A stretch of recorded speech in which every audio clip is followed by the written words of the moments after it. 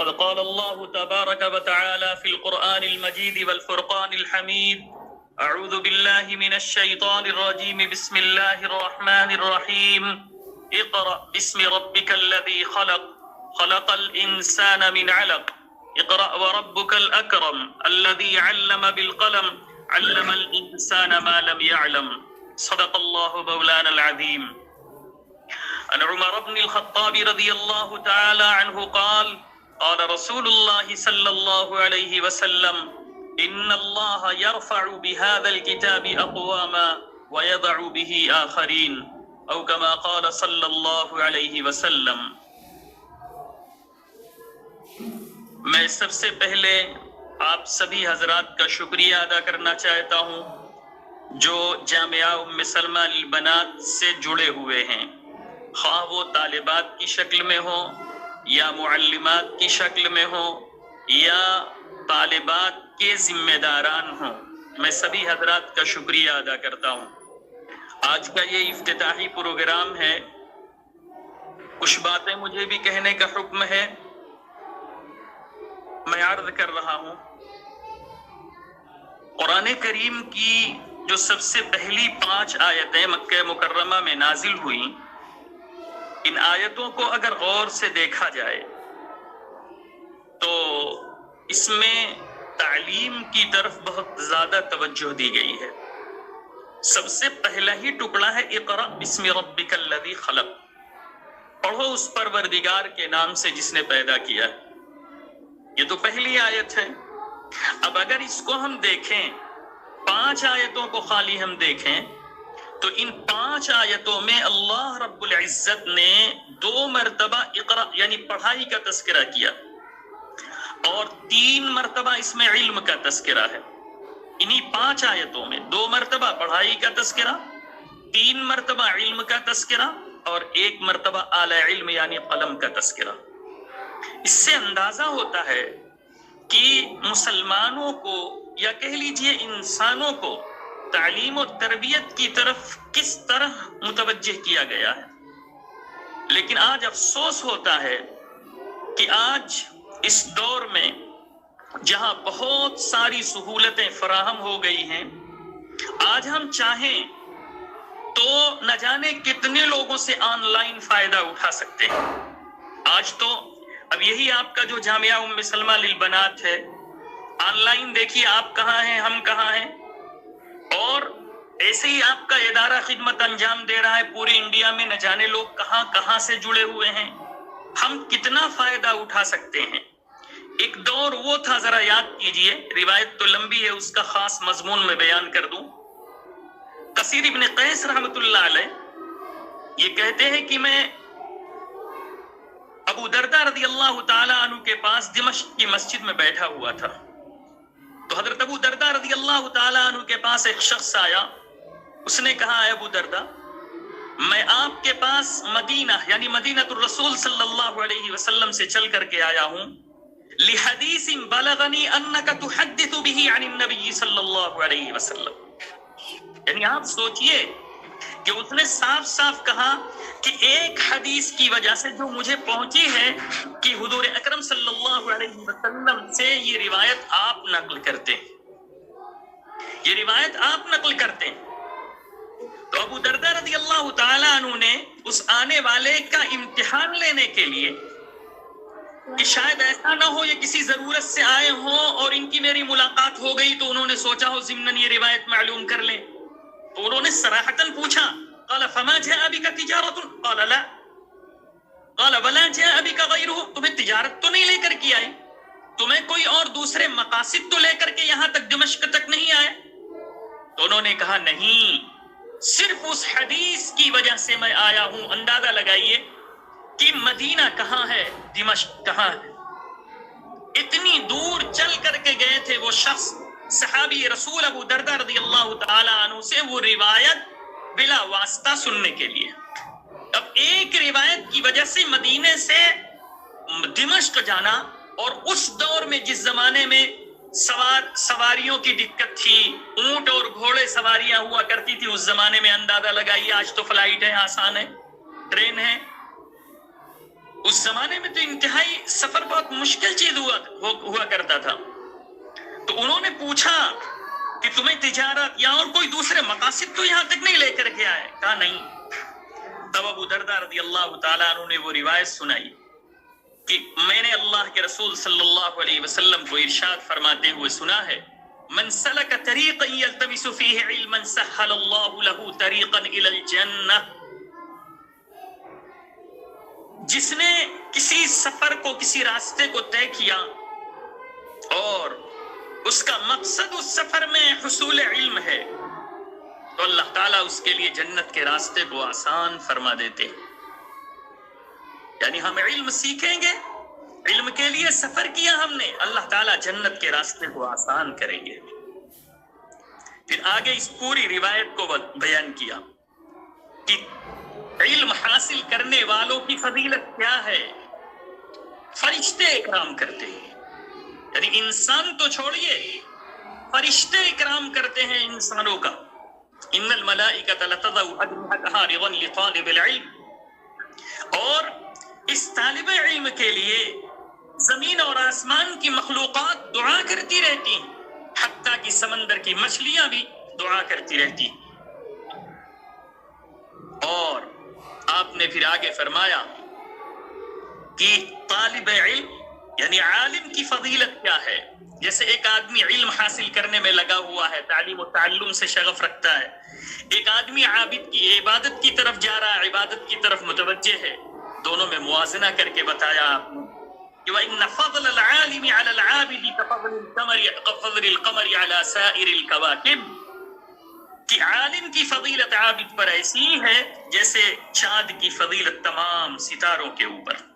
پھر اخیر میں وہ ٹکڑا فرمایا ان العلماء ورثۃ الانبیاء ان الانبیاء لم يورثوا دینارا ولا درہما انما ورثوا العلم فمن اخذه اخذ بحظ وافر. یہ پوری روایت ہے. اصل تو مجھے اس میں بتلانا صرف ایک بات کہ اس دور میں سفر کر کے علم حاصل کرنا مشکل کام تھا. اگر آج ہم چاہ لیں تو اپنے گھر میں بیٹھ کے اپنے وقت کی قدر کر کے ہم بہت کچھ حاصل کر سکتے ہیں. اب میں دو ٹکڑوں میں الگ الگ بات کرنا چاہتا ہوں. جو ہماری طالبات ہیں جو ابھی سیکھنا چاہتی ہیں، سیکھ رہی ہیں، میں ان کے ذمہ داران سے عرض کروں گا کہ دیکھیے کوئی چیز بے توجہی سے نہیں آتی. دنیا کی کوئی چیز آپ لے لیجئے تو آخرت کی چیز یا علم دین کیسے آ جائے گا. اس لیے ذمہ داروں کو چاہیے کہ اپنی بچیوں کی طرف خصوصی توجہ دیں. اب میں ایک قول کو سامنے رکھ کر کے آپ کو بتا رہا ہوں. حضرت پیر صاحب رحمۃ اللہ علیہ انہوں نے اپنی ایک کتاب میں لکھا ہے کہ اگر کوئی شخص ہو، اس کے ایک لڑکی اور ایک لڑکا ہو، یعنی ایک بیٹی ایک بیٹا ہو، تو اب اگر ان دونوں میں سے وہ ایک کے تعلیم کا خرچ برداشت کر سکتا ہے تو کس کا خرچ برداشت کرے؟ تو انہوں نے کہا مرد پڑھا فرد پڑھا، عورت پڑھی خاندان پڑھا. یعنی اس قول کو سامنے رکھیے کہ مرد پڑھا فرد پڑھا. مرد جہاں رہے گا اکیلا رہے گا، مرد جہاں رہے گا اکیلا رہے گا. عورت جہاں رہے گی خاندان کے ساتھ جڑی ہوئی رہے گی. عورت ہے بیٹی کی شکل میں، بھائی بہن ماں باپ کے ساتھ جڑی ہوئی ہے. عورت اور آگے بڑھتی ہے، ازدواجی زندگی کے ساتھ جڑتی ہے تو شوہر کے گھر پہنچتی ہے، وہاں پورا گھرانہ اس کو ملتا ہے. یہی جب اور آگے بڑھتی ہے تو اور بھی اس کے ساتھ افراد جڑ جاتے ہیں. اندازہ لگا لیجیے آپ حضرات. تو عورت کا تعلیم یافتہ ہونا، تربیت یافتہ ہونا انتہائی ضروری ہے. معاشرے میں آج کل جو خرابیاں پیدا ہو رہی ہیں یہ تعلیم و تربیت کے نہ ہونے کی وجہ سے ہو رہی ہے. حلال و حرام کے اندر تمیز نہیں ہے، جبکہ ہم کو اتنا علم تو ہونا ہی چاہیے. بنیادی روایت ہم بار بار سنتے رہتے ہیں، طلب العلم فریضۃ علی کل مسلم، کہ علم دین کا طلب کرنا فرض ہے. اب اس کی شرح کرتے ہوئے بعض لوگوں نے لکھا ہے کہ بعض شراح حدیث نے لکھا ہے کہ اتنا علم انسان کے لیے ضروری ہے جس سے انسان کے اندر حلال و حرام کی تمیز پیدا ہو جائے، صلاح و فساد کی تمیز پیدا ہو جائے۔ بعض لوگوں نے لکھا کہ یہ جو ارکان ہیں، عبادات ہیں، نماز، روزہ، حج، زکوٰۃ، ان چیزوں کے موٹے موٹے مسائل سے واقفیت ہو جائے، اتنا علم ہونا لازم ہے ہر ایک کے لیے، خواہ عورت ہو مرد ہو۔ اور ابھی میں نے آپ کو بتایا کہ عورت کو اور زیادہ ہونا چاہیے مہذب اور سلیقہ مند، کیونکہ ہمیشہ اس کے ساتھ افراد جڑے رہتے ہیں، یہ ہمیشہ افراد کے بیچ میں رہتی ہے۔ اس لیے بچوں کو چاہیے کہ یہ پوری توجہ اور لگن کے ساتھ، پوری محنت کے ساتھ علم حاصل کریں، جو کام دیا جائے کام کو پورا کریں، جو سبق ہم کو دیا جائے۔ ابھی آپ نے سنا، حضرت مولانا کی تقریر بھی میں سن رہا تھا، انہوں نے مولانا اشرف علی تھانوی رحمۃ اللہ علیہ کے حوالے سے جو بات کہی وہ میں بھی کہنے والا تھا، لیکن انہوں نے کہا وہ دوہرا دیتا ہوں پھر، سبق پڑھنے سے پہلے سبق کی تیاری، تاکہ علم اور جہل، یعنی ہم کو کیا معلوم ہے کیا معلوم نہیں، فرق ہو جائے، تاکہ استاد جب پڑھائے تو یہ معلوم رہے کہ یہ ہم کو معلوم نہیں ہے، اس پہ توجہ دینا۔ اور سبق کی پہلے جب ہم تیاری کریں گے تو ہم سبق کو غور سے سنیں گے، تبھی تو تمیز کر پائیں گے کہ ہاں ہم کو کیا آ رہا ہے کیا نہیں آ رہا ہے۔ دو بات ہو گئی کہ سبق سے پہلے سبق کی تیاری، استاد کی استانی کی بات کو غور سے سننا، یعنی یہ سوچ لینا کہ اس کو ہم کو اپنے دل میں اتارنا، اپنے ذہن و دماغ میں بٹھانا ہے۔ تیسری بات، اس چیز سے مراجعات، یعنی مذاکرہ اس کا، یعنی اس کو جا کے پھر دوبارہ دوہرا لینا، اس سے پختگی پیدا ہوتی ہے۔ حضرت قاری صدیق صاحب رحمۃ اللہ علیہ کا میں ان کے زمانے تعلیمی کا واقعہ نقل کر رہا ہوں کہ حضرت رحمۃ اللہ علیہ کے معمول میں یہ بات تھی کہ حضرت قاری صدیق صاحب رحمۃ اللہ علیہ ایک ہفتے کا جو سبق ہوتا تھا جمعرات کی رات میں عشاء کی نماز کے بعد سے بیٹھ جاتے تھے، ساری کتابیں جو ہفتے بھر پڑھائی گئی ہیں، ساری کتابوں کا سارا سبق دوہرا لیتے تھے، چاہے صبح ہو جائے۔ اندازہ لگا لیجئے کتنی ذمہ داری سے۔ حیرت ہوتی ہے، ہمیں معلوم ہوا کہ حضرت رحمت اللہ علیہ اصول الشاشی کو یعنی 20 مرتبہ تکرارن ختم کیا تھا حضرت رحمت اللہ علیہ نے، یعنی ایک ایک کتاب کو 20 مرتبہ تکرارن ختم کیا تھا۔ حیرت ہوتی ہے آج ہم لوگ کیا پڑھا کیا نہیں پڑھا یہی نہیں معلوم ہوتا ہم لوگوں کو، کس سبق میں ہم تھے کس میں نہیں تھے یہی نہیں پتا چلتا ہم کو، چونکہ ہماری سبق میں جانے سے پہلے سبق کی کوئی تیاری نہیں ہوتی۔ اس لیے میں بڑے ہی ادب سے آپ لوگوں سے عرض کر رہا ہوں، چونکہ اس دور سے میں بھی گزرا ہوں، لیکن جب وقت نکل جاتا ہے تب افسوس ہوتا ہے۔ جب وہی مثال ہے کہ جب چڑیا چوگ گئی کھیت تو اب پچھتائے کا ہو، وقت نکل جانے کے بعد وہ وقت نہیں آتا۔ اور وقت کی تو مثال دی جاتی ہے، دیکھنے میں لگتا ہے وقت ہمارا تنگ ہے، لیکن تنگ نہیں ہے۔ وقت کی مثال دی جاتی ہے کہ وقت تنگی اور فراخی دونوں ہے، جیسے ربڑ کھینچنے سے بڑھتا ہے چھوڑنے سے جاتا ہے سکڑ، یعنی وقت کی مثال ربڑ کی ہے۔ ربڑ کو اگر ہم کھینچیں گے تو اس میں لمبان پیدا ہو جائے گی، طویل ہو جائے گا، لیکن اگر اسی ربڑ کو ہم چھوڑ دیں اپنی حالت پہ برقرار رہے گا۔ یہی 24 گھنٹے ہیں، اگر ہم کام کا بنائیں بہت سارے نظام سے گھیر دیں سب کام ہو جائے گا، اور اگر ہم چھوڑ دیں تو وقت تو یہ تو پوری زندگی مثل برف ہے، ایک ایک قطرہ بن کے ختم ہو رہی ہے، صبح ہوتی ہے شام ہوتی ہے، عمر یوں ہی تمام ہوتی ہے۔ اس لیے میں اپنی طالبات سے کہنا چاہتا ہوں کہ آپ حضرات پوری توجہ کے ساتھ استانیوں کا سبق سنیں، ایک ایک حرف کو اپنے لیے غنیمت سمجھیں۔ آج اللہ نے موقع دیا ہے، آن لائن تعلیم، اپنے گھر بیٹھے فائدہ اٹھائیے اور زیادہ سے زیادہ وقت تعلیم و تعلم میں گزاریے، اپنے آپ کو مہذب اور سلیقہ مند بنائیے۔ اور ذمہ داران کو چاہیے کہ یہ تربیت کا خاص خیال رکھیں۔ پرانے زمانے میں، اب تو لوگ تنہائی پسند کرتے ہیں، تنہائی میں نہیں، بچیوں کو تو کبھی تنہائی میں نہیں چھوڑنا چاہیے۔ پرانے زمانے میں دادی نانی اس کا بہت خیال کرتی تھی، شام کو سونے کے وقت وہ سارے بچوں کو سمیٹ کر کے انبیاء کرام علیہم الصلوۃ والتسلیم کے قصے بیان کرتی۔ قصص القرآن اس زمانے میں قصص الانبیاء کتابیں تھی، اگرچہ وہ بہت سارے قصے اس کے مستند نہیں، لیکن وہ بیچارے اس زمانے میں وہی جو پڑھی ہوئی تھی وہ دادی نانی وہی سنایا کرتی تھی، اور آج تو دادی نانی کو بھی موقع نہیں ہے. یہی تو افسوس ہے، یہی تو افسوس ہے کہ تعلیم و تربیت کی طرف جو آج کے 10-20 سال پہلے ہماری ذمہ داران کو، گھر کی بڑی عورتوں کو توجہ تھی، اس میں کمی آ رہی ہے. اللہ تعالیٰ اس کمی کو دور کر دے. اور اب دوسری بات، دوسرا پہلو یہ ہے کہ وہی ادارہ ہے یہ، جیسے آپ نے کہا جامعہ ام سلمہ للبنات، اللہ تعالیٰ اس ادارے کو دین دونی رات چوگنی ترقی نصیب فرمائے اور اس کے فیض کو عام و تام ہمیشہ ہمیشہ جاری و ساری فرمائے. اب دوسری ذمہ داری ہوتی ہے کہ جب قوم نے اپنے جگر گوشوں کو ہمارے حوالے کیا ہے تو ہم ان کی قدر کریں. جان کی تو سب سے بڑی قدر ہے.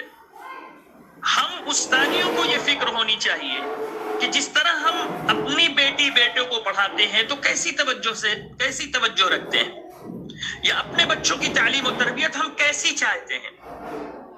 تو یہ بچے ہمارے غیر نہیں ہیں جو ہم سے جڑے ہوئے ہیں، یہ تو اور ان کا درجہ بڑھا ہوا ہے کہ جن کے لیے زمین و آسمان کی ساری مخلوقات دعا کرے، سمندر کی مچھلیاں جن کے لیے دعائیں کریں، جن کے فضائل میں نہ جانے کتنی طرح کی روایتیں وارد ہیں. تو ایسے لوگوں کے لیے ہماری پوری توجہ اور پوری لگن ہونی چاہیے کہ ہم اپنی ذات سے ان کو کیا فائدہ پہنچا سکتے ہیں، اس میں کمی نہ ہو. ہم اپنی پوری توجہ کس طرح ہم بات کو سمجھا سکتے ہیں، کس طرح وہ بات سمجھ سکتی ہے.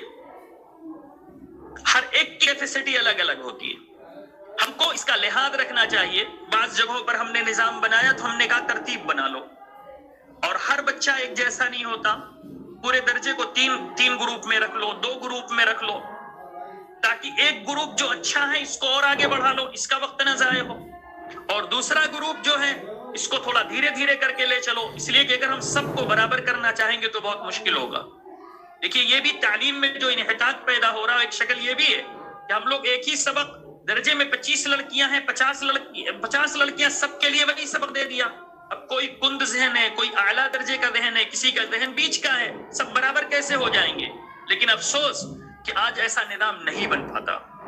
اس لیے یہ ذمہ داری ہم سب کی ہے، ہم ذمہ داروں کی ہے، پڑھانے والوں کی ہے کہ ہم ان بچوں کی ذہنیت کا خیال رکھیں کہ ان کا وقت بھی کام کا بنے اور ان کے اندر علوم و فنون آئیں، اور تربیت کا پورا خیال رکھیں.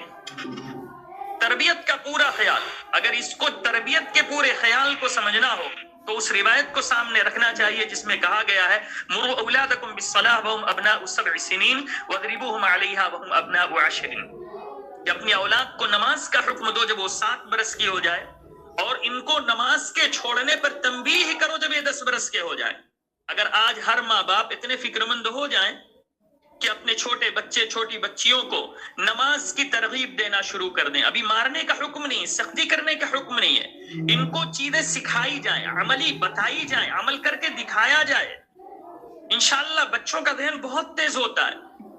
کہا جاتا ہے بچوں کی تربیت بچپن سے ہوتی ہے، اور بچوں کی جو تربیت ہے نا اس کو مثال دیا گیا کہ اگر بچوں کو بچپنے میں کوئی چیز سکھا دی جائے تو یہ ایسے ہی ہے جیسے نقش کل حجر. کسی پتھر کے اوپر آپ کوئی نقش، کوئی تحریر لکھ دیں تو پتھر کی تحریر مٹتی نہیں ہے. تو یہ ہم استادیوں کی ذمہ داری ہے، یہ ہماری اور آپ کی ذمہ داری ہے کہ جب قوم نے جگر پاروں کو ہمارے حوالے کیا ہے تو ہم اتنا یعنی علم و کہہ لیجیے تعلیم و تربیت کے زیور سے ان کو ایسا آراستہ کریں کہ یہ کہیں بھی جائیں تو ان کی زندگی اچھی ہو، ان کا ایمان سلامت رہے. سب سے بڑی بات تو آج ایمان کی سلامتی کی ہے. کوڑیوں پر آدمی ایمان بیچ دیتا ہے. آج کتنے حالات ایسے، اللہ ہم سب کی حفاظت فرمائے. تو ہم ایسی ان کی تعلیم، ایسی تربیت کریں ان کی کہ جان تو چلی جائے لیکن ایمان نہ جائے.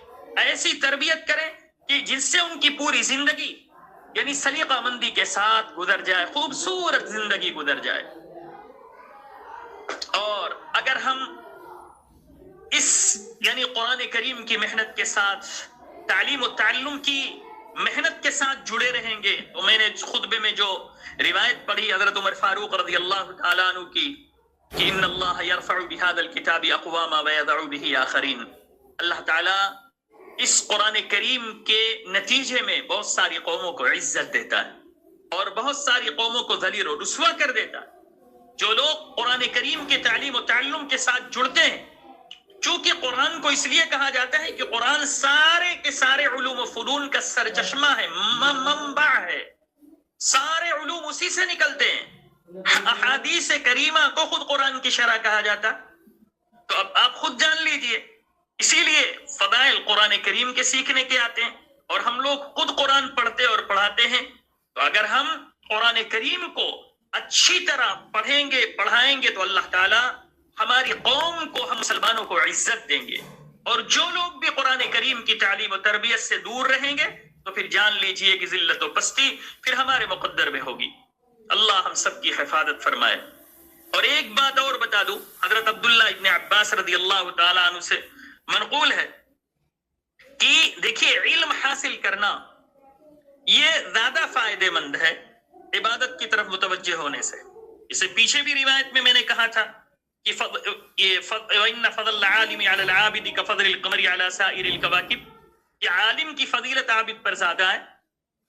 ایسے ہی ایک دوسری روایت عبداللہ ابن عباس رضی اللہ تعالیٰ عنہ کی ہے، اس میں بھی یہی بات ہے کہ فقیہ واحد اشد علی الشیطان من الف عابد، ایک طرف ایک آدمی فقیہ ہو اور دوسری طرف ہزار عابد ہوں، یہ فقیہ ہزار عابد پر بھاری۔ اس سے معلوم ہوا کہ ہم کو فقاہت کی طرف متوجہ ہونا چاہیے، تعلیم و تربیت کی طرف متوجہ ہونا چاہیے۔ ایک اور روایت بیان کر دوں، حضرت ابو ہریرہ رضی اللہ تعالیٰ عنہ سے منقول ہے کہ اللہ کے رسول صلی اللہ علیہ وسلم نے ارشاد فرمایا، من یرید اللہ بہ خیرا یفقہہ فی الدین، اللہ تعالیٰ جس کے ساتھ بھلائی کا ارادہ کرتے ہیں اس کو دین کا فہم عطا کرتے ہیں، دین کی سمجھداری دیتے ہیں۔ تو ہم سب کا دین کے ساتھ جڑنا گویا اس میں اللہ تعالیٰ نے ہمارے ساتھ بھلائی کا ارادہ فرمایا ہے، اس کی قدر کرنی چاہیے۔ ایک بات اور اخیر میں کہہ دوں کہ ہم لوگ تو اصل ہمارے لیے سب سے پہلا زینہ آپ صلی اللہ علیہ وسلم کے بعد صحابہ کرام رضوان اللہ تعالی علیہم اجمعین کا ہے۔ وہی آپ صلی اللہ علیہ وسلم سے قرآن کریم کو براہ راست سننے والے یا آپ کے اعمال کو اپنی نگاہوں سے دیکھنے والے صحابہ کرام رضوان اللہ تعالی علیہم اجمعین ہیں۔ دور صحابہ میں 149 لوگ بہت ذی علم شمار ہوتے تھے، یعنی جن کے بارے میں یہ تھا کہ یہ لوگ ذی علم ہیں۔ پھر 149 میں سے 14 اخص الخواص، یعنی یہ 14 بہت خاص شمار ہوتے تھے۔ ان 14 میں ام المؤمنین حضرت عائشہ صدیقہ رضی اللہ تعالی عنہا کا نام ہے۔ اصل میں اس لیے پیش کر رہا ہوں کہ ہمارے سامنے معلمات ہیں، طالبات ہیں، کہ آپ یہ سوچیں شاید کہ ساری فضیلت تو مردوں کو حاصل ہے۔ میں تو کہا کرتا ہوں کہ نبی کی ذات کو نبی بننے کے بعد سب سے پہلے کسی خاتون نے دیکھا ہے۔ جب آپ صلی اللہ علیہ وسلم منصب نبوت سے سرفراز کیے گئے تو آپ جب تشریف لائے تو سب سے پہلی نگاہ تو حضرت خدیجہ رضی اللہ تعالی عنہا کی پڑی ہے۔ اب آپ اندازہ لگائیے کہ نبی آقا صلی اللہ علیہ وسلم کی ذات کو نبی بننے کے بعد سب سے پہلے کس نے دیکھا؟ خاتون نے دیکھا۔ تسلی دیا تو کس نے دیا؟ جو یہ الفاظ ادا کیے انہوں نے، کلا واللہ ما یخزیک اللہ ابدا انک لتصل الرحم وتحمل الکل وتقسب المعدوم وتقری الضیف وتعین علی نوائب الحق۔ امام بخاری رحمۃ اللہ علیہ نے یہ الفاظ نقل کیے حضرت خدیجہ الکبریٰ رضی اللہ تعالی عنہا کے۔ تو اب اندازہ لگائیے کہ نبوت ملنے کے بعد سب سے پہلے ایک خاتون نے دیکھا، تسلی دیا نبی کریم صلی اللہ علیہ وسلم کو تو ایک خاتون نے دیا۔